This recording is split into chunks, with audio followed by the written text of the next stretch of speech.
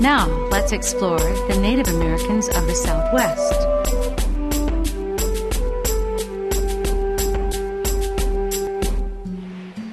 Much of the Southwest is desert. The Southwest is hot and dry. Rain almost never falls, and there are very few rivers and streams. However, despite the rigorous environment, many Native American people made their homes in the Southwest for thousands of years. These people formed groups or nations like the Hopi, Zuni, Apache, and Navajo. At first, the Native Americans of the Southwest found shelter in caves. Then, some people began to form bricks out of clay mixed with grass. It was called adobe. They used these bricks to build houses called pueblos. Pueblos were constructed on the sides of mesas. Pueblos were built with the help of everyone in the village. Men would build the structures, and women would put on the adobe. Small windows and doors kept pueblos dark on the inside. Inside it was cool during the day and warm at night. To get in and out of the adobe houses, ladders were used. The ladders were pulled inside when they weren't being used, and this kept unwelcome visitors out of their homes. Pueblos were like modern-day apartment buildings. They could be built to stand up to 7 stories high, and inside they were divided into many different rooms.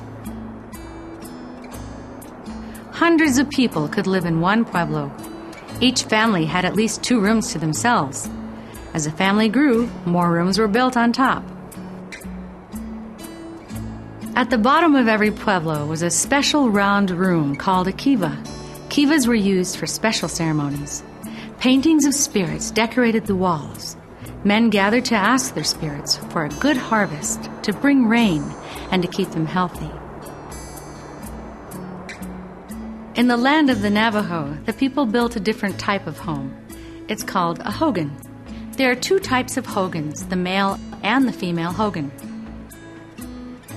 The male hogan has 2 legs and is pointed at the top and is made of mud and sand. It is used for many ceremonies. The female hogan is shaped differently. It is a round dwelling with a domed roof.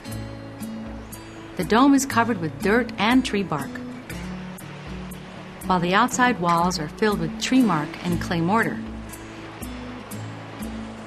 Inside, wooden poles about 5 feet tall line the walls, and above them is a framework for the ceiling, which consists of poles laid on each other in a circular fashion. The hogan, because of its thick earthen walls, is cool during the heat of the summer and warm during the winter months.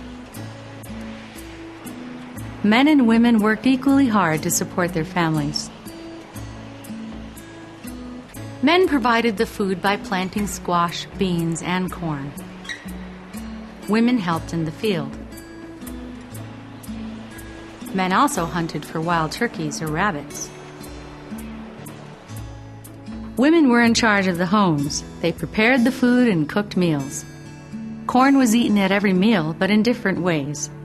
Native Americans knew over 50 different ways to cook corn.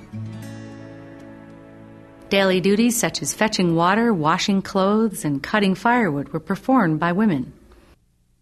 Women also weaved baskets, made pottery, and created jewelry. Children helped with household chores. Young boys learned how to farm, hunt, and make tools from their fathers. Young girls would practice preparing food and cooking meals alongside their mother. The culture of the southwestern nations reflected the land around them. Clay pottery was decorated with paintings and carvings. They were called talking pots because the pictures told a story. Most clothing was made of cloth, although sometimes it was made of animal skin or fur. Some men wore skirts with belts and others wore pants. Women wore long dresses. The southwestern spirituality reflected the people's peaceful nature. They believed in loving all people, plants, and animals.